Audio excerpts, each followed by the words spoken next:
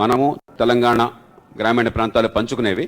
ఎప్పుడైతే హైదరాబాద్ తెలంగాణకి వెళ్ళిపోయిందో ఆ డబ్బులు లేకపోవడంతో 7,000 కోట్లు మనకి ప్రధానంగా లోటు. అలాగే ఆ మహానగరం పోవడం ఇందాక చెప్పారు. ఆ మహానగరం పోవడం చేత మనకి ఇక్కడ ఉపాధి ఎట్లాగా, నగరీకరణ లేకపోతే ఉపాధి ఉండదు కదా అని చెప్పిన భయం. ఆ పరిస్థితులు ఉపాధి ఎట్లాగా మనమే కొన్ని పొరపాట్లు చేసి అన్ని హైదరాబాద్లో పెట్టడం చేత విద్యా సంస్థలు, ఆరోగ్య సంస్థలు, పరిశ్రమలు, కేంద్ర ప్రభుత్వ సంస్థలు, పరిశోధనా సంస్థలు అన్నీ అక్కడ పెట్టుకున్నాం. కాబట్టి మరి మనకెట్లాగా ఇవి మనందరికి తెలుసు. దానిలో కొన్ని భర్తీ అవుతున్నాయి. ఉదాహరణ రెవెన్యూలో భర్తీ చేయడం కోసం వాళ్ళు అంగీకరించారు. ఆ 14వ ఆర్థిక సంఘం ద్వారా ఆ ఏర్పాటు జరుగుతున్నది. 22,100 కోట్ల రూపాయలు ఈ 5 ఏళ్లలో ఢిల్లీ నుంచి ఒక హక్కుగా చట్టబద్ధంగా వాళ్ళనే ప్రకారం. అట్లాగే ఇక్కడ లేని సంస్థలు ఇవాళ కూడా ఏఎంఎస్ని శంకుస్థాపన చేసినట్టుగా మనం చూస్తున్నాం. ఇలాంటి సంస్థలు ఇప్పటిదాకా అన్ని హైదరాబాద్లో పెట్టాం మనం. ఇప్పుడు రకరకాల ప్రాంతాల్లో, రాష్ట్రంలో వివిధ ప్రాంతాల్లో పెట్టుకునేందుకు చాలా సంస్థలు, ఐఐటీలు కానీ, ఐఐఎంలు కానీ, ఏఎంఎస్లు కానీ, ఇతర విద్యా సంస్థలు, ఆరోగ్య సంస్థలు, మరికొన్ని కేంద్ర ప్రభుత్వ సంస్థలు అన్నీ కూడా మనకి వచ్చే అవకాశం మన హక్కుగా మనకు వస్తున్నది.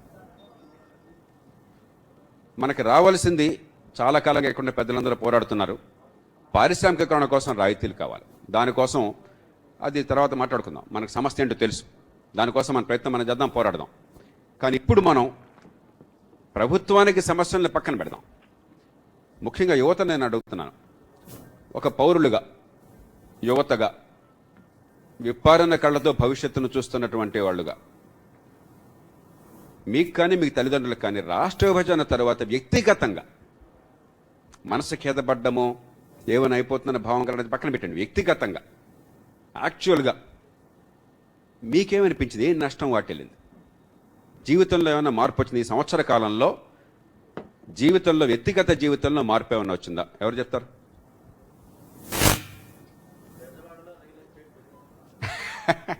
ఆయనకి ఇవ్వండి, మనకి ఇవ్వండి. మీ తర్వాత యంగ్స్టర్స్కి ఇస్తాను, మీరు చెప్పండి. హైదరాబాద్లో రియల్ ఎస్టేట్ తగ్గిందని చెప్పి మా తమ్ముడు అక్కడ ఉన్నాడు. ఆడు చెప్పాడు, ఇక్కడ 13 సంవత్సరాల పైన అయింది నేను బెజవాడ వచ్చి. మాది ప్రకాశం జిల్లా చేమకుర్తి మండలం చిన్నరావిపాడు గ్రామం. 1980 వరకు ఎలాంటి ఎలిమెంటరీ స్కూల్ తప్ప రవాణా సౌకర్యం, నడిచిపోయే గట్ల మీద నడిచే సౌకర్యం లేనటువంటి ఊరు. ఆ ఊరు నుంచి నేను రావడానికి మా స్కూల్ హెడ్ మాస్టరే నన్ను మద్దిపాడు అని చెప్పేసి, మా పంచాయతీ సమితి అది, అప్పటికి మండలాలు లేవు, ఇంట్లో ఎవరు చదువుకున్న వాళ్ళు కాదు, మా కులంలో ఎవరు చదువుకున్న వాళ్ళు కాదు, మా కులం అంటే మళ్ళీ నీచ కులము కాదు, చెప్పుకునే ఉచ్చ కులము. ఇక్కడ చెప్పుకునే కృష్ణా గుంటూరు జిల్లాల్లో చెప్పుకునే పెద్దవాళ్లతో పేరు చెప్పుకునే పెద్ద కులము, కానీ చదువు లేని ప్రాంతం. అటువంటి పరిస్థితికి ఇక్కడికి వచ్చి ఇక్కడితో పోటీ పడాలంటే వాడు వచ్చి ఇక్కడ పెత్తనం చేస్తున్నాడు అనే భావన ఇక్కడ ప్రజలకు. ఈ మధ్యనే రాయలసీమ సెపరేటిజం, మళ్ళీ ప్రకాశం జిల్లాని అక్కడికి పెట్టబోయి చెప్పడం. అంటే పత్రికల్లో వార్తలు మర్చిపోండి. మీకు వ్యక్తిగతంగా ఎక్కడికి నా స్థలం పెరుగుతుంది, నేను అమ్ముకోవాలి. కాబట్టి చాలా మందికి ఇక్కడ ఈ ప్రాంతంలో, ముఖ్యంగా విజయవాడ, గుంటూరు ప్రాంతంలో రేట్లు పెరుగుతున్నాయి. ఆస్తులు ఉన్న వాళ్ళకి కాస్త ఇది బాగుంటుంది కాబట్టి లాభమే కనిపిస్తుంది, నష్టం కనిపించట్లా ఇక్కడ ఉన్న వాళ్ళకి. మా బట్టోళ్ళం కొనుక్కోవాలంటే రేట్లు పెరిగిపోయి ఎకరం 2 లక్షలు లేదు, ఇక్కడ ఎకరం 1 కోటి. అక్కడ పండే ధాన్యం ఏమి లేదు, ఇక్కడ పండే ధాన్యం ఏమి లేదు. ఏమిటి వ్యత్యాసం? ఆర్థిక అసమానతలు అన్నింటికీ కారణం. మానవ సంబంధాలను దెబ్బతీసేది అదే. వీటన్నిటికీ కారణం ఏమిటి అని ఇతిమితంగా చెప్పాలంటే ఆలోచన ధోరణిలో ఏదో తేడా ఉన్నది అన్నది నా అభిప్రాయం. నెక్స్ట్ యూత్ వెళ్దాం. Thank you. అదిగో ఎల్లో. Good evening sir. చెప్పమ్మా. మేము గుంటకల్ అనే ఒక చిన్న టౌన్ నుంచి వచ్చాము. ఇలా పెట్టుకోమా. గుంటకల్, ఎస్ సార్, అనంతపురం జిల్లా. Yes sir. అక్కడి నుంచి వచ్చాం సార్. అక్కడ మా ఊరికి చదువుకోవడానికి చిన్న చిన్న పల్లెటూరు నుంచి చాలా మంది వస్తారు సార్. ఎడ్యుకేషన్ సిస్టమ్ అనేది చేంజ్ కావాలి సార్. ఇక్కడ ఎడ్యుకేషన్ సిస్టమ్ కూడా స్ట్రెస్, ఓన్లీ స్ట్రెస్ ఉన్నా పర్లేదు, మా మంచి కోసమే చెప్తున్నారు, ఓకే మేము చదువుకుంటాం. బట్ అక్కడ ఉన్న ఎడ్యుకేషన్గా స్కూల్స్ లేవు. మా ఊరికి చాలా మంది వచ్చి అప్ అండ్ డౌన్ చేసి మార్నింగ్ 5 o'clock. మీరు ఎక్కడ చదువుతున్నారమ్మా? Vijayawada NRI sir. విజయవాడలో ఇక్కడ ఏం చదువుతున్నారు? Second year sir, BiPC, intermediate BiPC చదువుతున్నారు. కాబట్టి అక్కడ చదువు బాగోలేదన్న కారణంగా అక్కడ అనంతపురం నుంచి విజయవాడ దాకా రావాల్సి వచ్చింది. అక్కడ 5కి లేచి పిల్లలు స్నానం చేసి మరి మార్నింగ్ 5కే ట్రైన్ అందుకొని మళ్ళీ నైట్ 8కి అయితే రాష్ట్ర విభజన ముందు కూడా ఈ సమస్య ఉంది. ఎస్ సార్, రాష్ట్ర విభజన కాదు ముందు అప్పుడు కూడా బహుశా హైదరాబాద్ వెళ్ళాము. సార్ అప్పుడు హైదరాబాద్ వెళ్ళేవారేమో. నో సార్, కొంచెం దగ్గర కదా ఇక్కడికంటే. ఇక్కడికి వచ్చేవారా? ఇక్కడికే వచ్చారు. మళ్ళీ మనకేదో 6 పాయింట్ ఫార్ములా కింద గొడవ ఉంది కదా. ఎడ్యుకేషన్ ఇక్కడికి వస్తారు, అనంతపురం నుంచి ఇక్కడికి వస్తారా? చూసారా ఎంత ఎంత స్థానికంగా మనకి సకారంగా చెప్తున్నారు. కానీ ఇది జరిగింది ఏంటంటే రాష్ట్ర విభజన వల్ల ఇదిగో కొన్ని ప్రాంతాల్లో అసమానతలు ఉన్నాయి, కొన్ని మన రాకుండా హైదరాబాద్ పోతున్నాయని మనకు అర్థమైంది. దాని మీద దృష్టి పెట్టేందుకు అవకాశం వచ్చింది. కాబట్టి ఒక రకంగా ఇది అవకాశంగా నేను భావిస్తున్నాను. నెక్స్ట్ అమ్మా.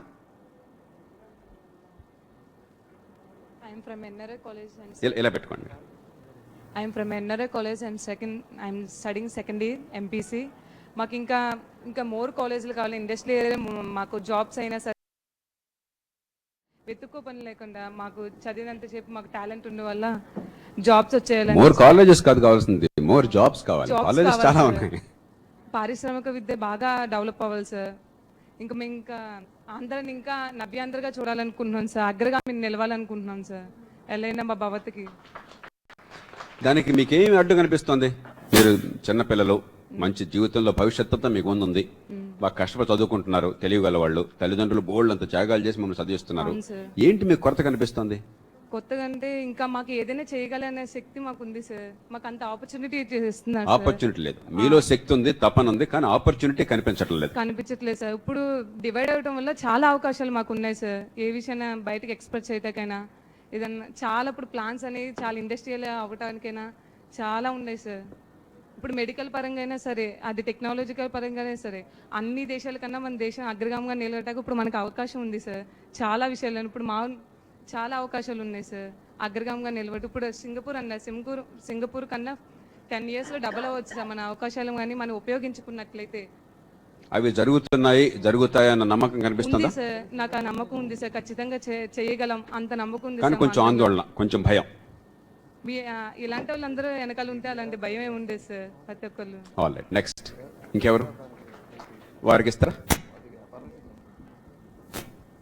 అక్కడ ఫ్రంట్ రో గ్రీన్. నా పేరు రెజీనా అండి. నేను స్టెల్లా కాలేజీలో రీడర్గా చేసి రిటైర్ అయ్యాను. ఏ ఫ్యాకల్టీలో మీరు? తెలుగు డిపార్ట్మెంట్. చెప్పండి. మీ మీటింగ్స్ చాలా అటెండ్ అయ్యాను. ఇప్పుడు నాకు ప్రస్తుతం విభజన అనంతరం వస్తున్న కష్టం ఏంటంటే ట్రాఫిక్. కొత్తగా హైదరాబాద్ ట్రాఫిక్ పెరిగిపోయింది చాలా.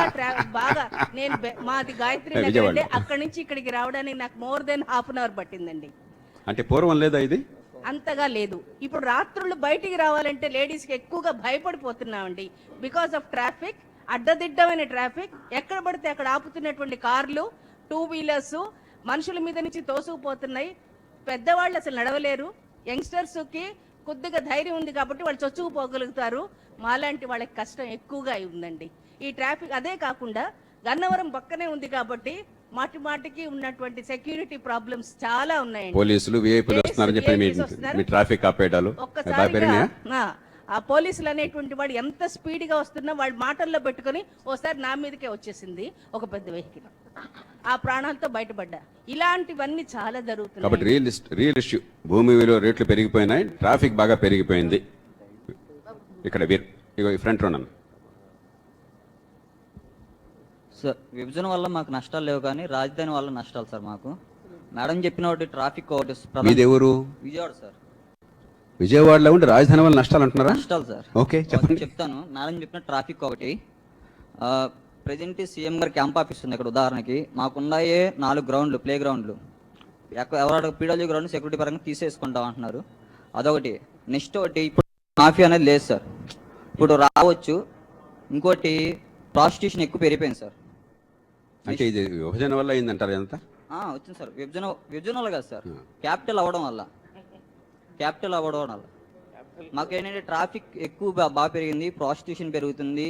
రేపు ఇంకా ఇప్పుడు హైదరాబాద్ని బేస్ చేసుకుని మాట్లాడుతున్నమాట. ఇవన్నీ ఇంకా ఇప్పుడు వరకు ఈ ప్రెజెంట్ వచ్చినాయి. నెక్స్ట్ వచ్చి రియల్ ఎస్టేట్ అచ్చులు రావచ్చు, ఇంకా ఉగ్రవాదులు రావచ్చు, ఇంకా పలానా వస్తుంది ముందుగా అడ్డుకట్టేయాలి. ఇంకా పబ్బులు ఒక్క సెంటర్లో యూత్ కాబట్టి ఏర్పాటు పెద్ద చేసేది. ఎత్తున నగరం పెరిగేట్టయితే కొన్ని ప్రమాదాలు కూడా కొంచెం ప్రమాదాలు జాగ్రత్త ఉన్నాయి పడాలన్న భయం సార్. మీకుంది. ఇప్పుడు కొన్ని పెరిగినాయి, ఇంకా రాబోయే తరం ఇంకా పెరుగుతాయి. అవి అడ్డుకట్టేయాలని కోరుకుంటున్నాను. వాళ్ళ ఇంకెవరు ఈ పెద్దల దగ్గరికి వచ్చే ముందు వస్తాను, మీ దగ్గరికి వస్తాను, వారికి ఇవ్వండి. నా పేరు పట్టాభి అండి. మోస్ట్ విజిబుల్ ఏంటంటే ఇన్ఫ్రాస్ట్రక్చర్ అనేది బాగా డెవలప్ అవుతుందండి ప్రస్తుతం సిటీలో. ఆల్మోస్ట్ 35 ఇయర్స్ నుంచి నేను సిటీలో ఉంటున్నాను.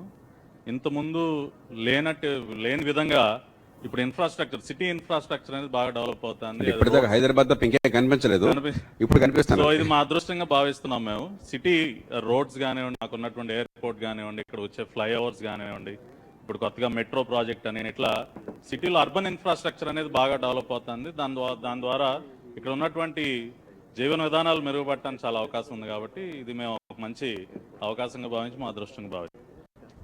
ఓకే, ఫ్రంట్ రోస్కి వచ్చే ముందు ఇంకెవరన్నా? నేను సిద్ధార్థ ఇంజనీరింగ్ కళాశాలలో పనిచేస్తాను, ఉపాధ్యాధికారిని. నా పేరు విజయమారుతి బాబు. గత సంవత్సర కాలంగా అంటే విభజన తరువాత 40 నుంచి 45% మన విద్యార్థుల ఉపాధి అవకాశాలు పడిపోయినాయని చెబుతున్నాను. ఎట్లా? ఏ విధంగా అంటే సాఫ్ట్వేర్ రంగంలో ఎన్నైతే కంపెనీలు ఇక్కడికి వచ్చేవో వాటిలో more than 50% now they are not looking to Vijayawada. And those నాకు వివరించాలి, ఎందుకు ఇప్పుడు విజయవాడకు వచ్చేవాళ్ళది ఇప్పుడు ఇంకా కొంచెం పెరగాలి కానీ తగ్గకూడదు కదా? లేదండి, మీరు అడిగిన క్వశ్చన్ చాలా సాధారణమైనది. ఏమిటి? విభజన అనంతరం నీవు గమనించిన మార్పులు ఏమిటి? నేను ఫేస్ చేస్తున్న ఛాలెంజ్ కూడా ఇది. ఏ విధంగా అంటే విభజనకి పూర్వం ఏవేవైతే కంపెనీలు ఇక్కడికి వచ్చేవో వాటిలో ఇంక్లూడింగ్ సైంట్ ఒకటెందుకు లేని పేరెందుకు తీసుకోవడం, ఒక 70 ఇప్పుడు ఎందుకు మానేశారు? ఇప్పుడు కొంచెం మనకు అర్థం కావాలి విషయం. ఎందుకు మానేశారు ఇప్పుడు? తెలంగాణ ప్రభుత్వం ఇదివరకు ఏదైతే మనకి ఇక్కడ జేకేసీ అని ఉండేదో అదే విధంగా దానికి ప్యారలల్ ఇది ఒక సంస్థని స్టార్ట్ చేయడం జరిగింది. సజీవ్ నాయర్ గారు ఐఏఎస్ ఆఫీసర్, బహుశా మీకు తెలిసే ఉంటారు.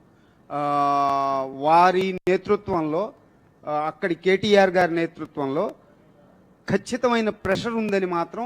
అంటే ఇప్పుడు 2 రాష్ట్రాల మధ్య పోటీ ఉండేసరికి వాళ్ళు ఎక్కువ ఎగరేసుకుపోయే ప్రయత్నం మరింత ఎక్కువ చేస్తారు. అవును, అక్కడ ఉపాధి ఎంతైతే అవకాశాలు ఉన్నాయో అవకాశాలని అక్కడ పూర్తి చేసుకున్న తర్వాత మాత్రమే ఆంధ్రప్రదేశ్ ప్రాంతాలకు వెళ్ళాలనేటటువంటి సూచన వారికి ఉన్నదనేది ఖచ్చితంగా వారందరూ ఒప్పుకుంటున్నారు. ఇది ఒకటి మాత్రం నేను మీ ముందు ఉంచదలుచుకున్నాను. ఈ విధంగా. ఆల్ రైట్, అక్కడ దుర్గాప్రసాద్ అండి, చెప్పండి. సో అడిషన్ టు వాట్ అంటే అందరూ చెప్పిన దానికన్నా కూడా ఇంకో పాయింట్ ఏంటంటే రియల్ ఎస్టేట్ బాగా పెరిగిందండి. ఆల్రెడీ స్థలాలు ఉన్న వాళ్ళకి బాగా వాళ్ళ యొక్క సంపద అనేది ఎక్కువ పెరగడం జరిగింది. కానీ నెక్స్ట్ ఏంటంటే రెంట్స్ అనేవి ఒక 50 to 60% డ్రాస్టిక్గా పెరిగిపోయినాయి. మీరు వాళ్ళ బెంచ్ సర్కిల్లో 5 years బ్యాక్ రెంట్కి ఇప్పటికి there is growth of 125% growth in the rent అనమాట. సో ఉపాధి అవకాశాలకు వచ్చేటప్పుడు రెంట్ ఎక్కువ ఉన్నప్పుడు ఒక కామన్ ఎంప్లాయీ రావచ్చి నేను విజయవాడలో ఉద్యోగం చేసుకోవాలంటే డైజెస్టిబుల్ కాదు. ఇప్పుడు that is one another important point. Cost of living పెరిగిపోతుంది కాబట్టి రేపు పొద్దున పెట్టుబడులు ఉద్యోగాలు కష్టం అవుతాయి అన్నటువంటి ఆందోళన. సేమ్ టైం మన సరౌండింగ్స్ కూడా డెవలప్ అవుతుంది కాబట్టి అక్కడ నుంచి వచ్చి మనం జాబ్ చేసుకుని బ్యాక్ ప్లేస్కి వెళ్ళాలి అన్న ఆలోచన అనేది ప్రజల్లో రావాలి. ఇప్పుడు నేను పెరిగింది నేను కొనలేనని కాదుగా, మనకు అవకాశం ఉన్నప్పుడు హైదరాబాద్లో ఉద్యోగం చేసుకోకన్నా కొన్నా కూడా విజయవాడలో ఉద్యోగం చేసి కాస్ట్ ఆఫ్ లివింగ్ తక్కువ ఉండే చోట ఉండాలి అన్న భావన కూడా ప్రజల్లో రావాలనేది నా అభిప్రాయం అండి. మంచి పాయింట్ చెప్పారు. సో అనదర్ పాయింట్, ఆపర్చునిటీస్ దగ్గరికి వచ్చేటప్పటికి నాకు తెలిసినంత వరకు before division after division there is a huge opportunities in coming up. Vijayawada software తీసుకోవచ్చు. ఇదివరకు మనకి బీపీఓ ఉందనుకోండి, only we have face in the Hyderabad city. But కానీ వాళ్ళ మంగళగిరిలో కూడా there are 5 to 6 BPO companies operating and giving a good salary comparatively with Hyderabad. That's my opinion.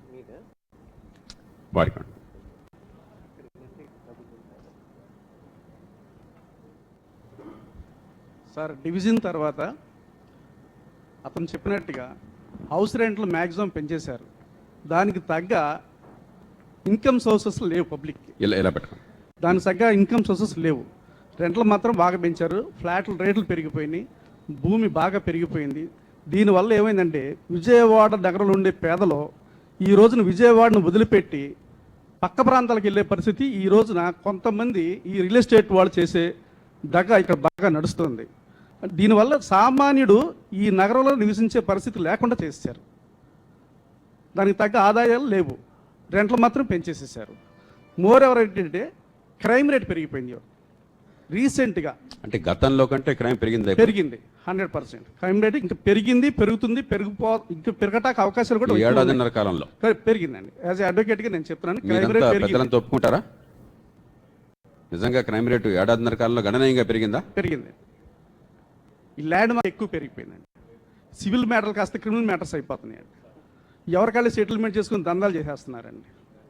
ఇది మొత్తం ఇది చాప కింద నీరులాగా అందరికీ తెలిసిన, ఇది ఎవరు ఒప్పుకోలేని పరిస్థితి. ధైర్యంగా చెప్పే స్థితి కూడా కొంతమందికి లేదు ఈరోజు విజయవాడ నగరంలో. అలాంటి భయభ్రాంతుల్లో ప్రజలు ఇన్సెక్యూరిటీ ఫీల్ అవుతున్నారు. దీని నుంచి ముఖ్యంగా పౌరులు బయటపడాలి. దానికి కావాల్సిన ఈ సెక్యూరిటీ పోలీస్ వారికి కల్పిస్తారా, ప్రభుత్వం కల్పిస్తుందా అనేది ఇది చాలా మేజర్ బర్నింగ్ ఇష్యూ అండి. ఇది విజయవాడ నగరంలో పౌరులకి ముఖ్యంగా సెక్యూరిటీ కావాలి. ఈ రేట్లు ఎప్పుడైతే తగ్గిస్తారో పౌరులు ప్రశాంతంగా బతుకుతారు. ఇదే రేట్లు కంటిన్యూ అయితే వలసలు తయారవుతాయి. కరువు ప్రాంతం నుంచి ఇంకో ప్రాంతానికి వెళ్ళే ప్రజలు ఎలా ఉన్నారో ఈ రోజున విజయవాడ రాజధానిని వదిలిపెట్టేసి పక్క ప్రాంతాలకు వెళ్ళే పరిస్థితి కూడా దాపరించే అవకాశాలు కూడా రాకపోతుంది. ఖచ్చితంగా జరుగుతుంది.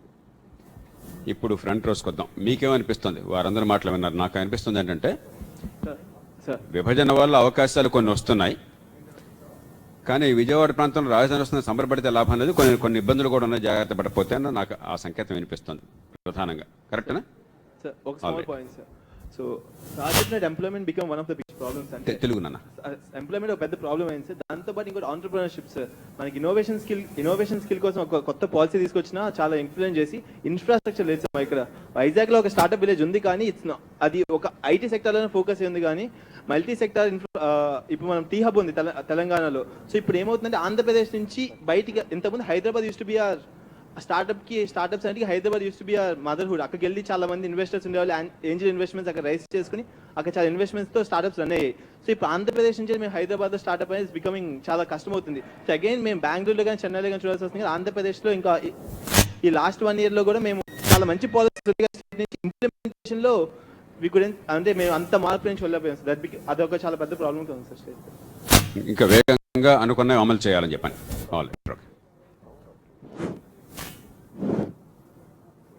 మేము జై సమైక్యాంధ్ర ఉద్యమం మా శ్రీహరి గారు మేమందరం చేసి ఓడిపోయిన వ్యక్తులం.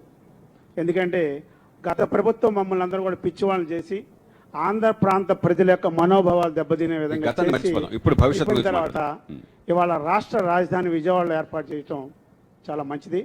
ఎందువల్లంటే ఇవాళ కొత్త ప్రభుత్వం ఏర్పాటు చేసుకుంటున్నాం మనం.